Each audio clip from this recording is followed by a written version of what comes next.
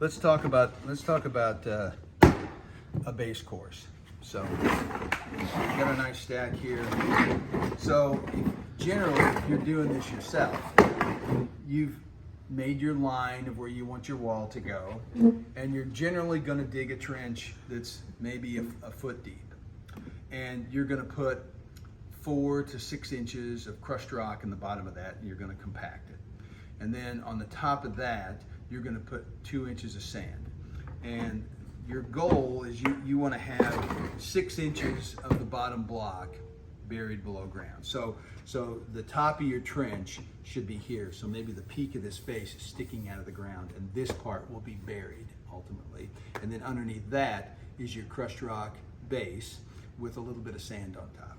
So you might be facing your block in the base trench, and so you might be kneeling down, and so you're going to get them spaced correctly, and then you're going to level over from block to block and make sure that they're all on the same level.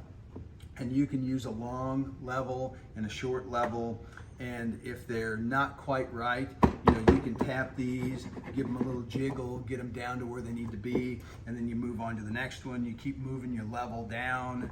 It's really easy to level these things out.